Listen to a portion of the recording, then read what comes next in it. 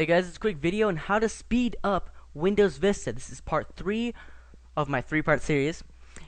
And basically, in this video, I'll be showing you how to speed up the startup and the shutdown of Windows Vista.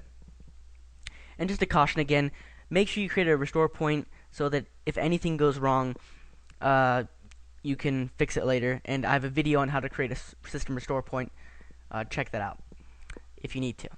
So go ahead and go to the Start menu button and type in msconfig. Now we used this in a previous video, part 2, and I'll have the link to part 1 and part 2 in the video description if you have not watched it yet. And go to the startup tabs. Sorry for getting a little backtracked, but I just want to go ahead and tell you guys this kind of stuff so you guys don't think that I'm just kidding about I have 3 parts to this series. So anyway, as you can see, I have a couple things that are checked and a couple things that are not checked. Now, the rule of thumb is to never disable anything you don't know what it does. And to help you with that, go ahead and expand the command button, or command tab here. And basically, you can find out what each of these things do, by just typing in Google syntpenh.exe. If you can't figure out what it does from the startup item description right here. So that's basically how you disable these startup objects. Another thing, you don't want to disable anything, with Microsoft Windows operating system or install shield or antivirus or graphics drivers like NVIDIA is my graphics manufacturer, or Synaptics. That's actually my mouse driver. So you don't want to disable anything that is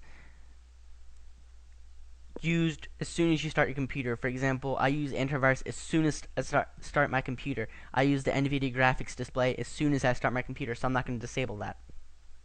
So just be wary of that kind of stuff. And again, create a system restore point. Go ahead and hit OK. So we're done with that. And now we're going to speed up shutdown. So go ahead and type in regedit in the start menu. Okay, and go to HKey local machine. Go to System, Control Set 001. And go ahead and click on Control. Don't expand it, just hit on Control. And we're going to basically speed up the time that it takes for Windows to stop the services. Now, what the services are basically just things that are running that help you in your daily tasks. For example, Kaspersky Internet Security. Maybe that. That's a service. It runs in the background to make sure that I don't get any viruses.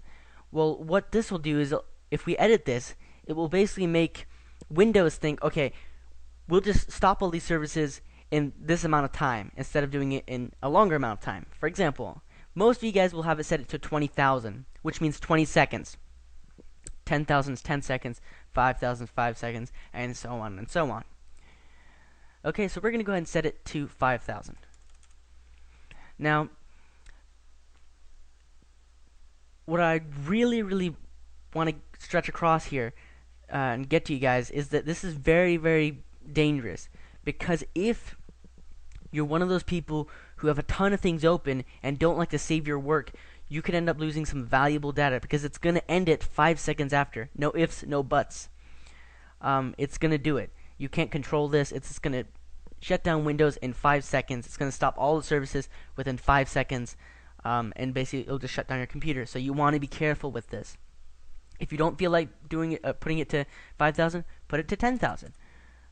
10,000, you can put it to 15,000. And please don't try and put it to 500. It's never going to work. That's 500. It's never going to work, because there's no way Microsoft or Windows can shut down all the services in 0.5 seconds. It's just not possible. So 5,000 is probably your best bet. Again, 10,000, 15,000, they're both fine. 1,000 and 3,000 don't really have a difference. So if you want to go lower than 5,000, go to 3,000. It's not really going to make a difference. Then hit OK, and go ahead and exit out of that. And your system should boot and shut down faster now that you've used these tips. So thank you for watching this video. Again, the links to my other videos will be in the video description. Part 1 and Part 2. And please rate, comment, and subscribe if you like my videos. And thanks.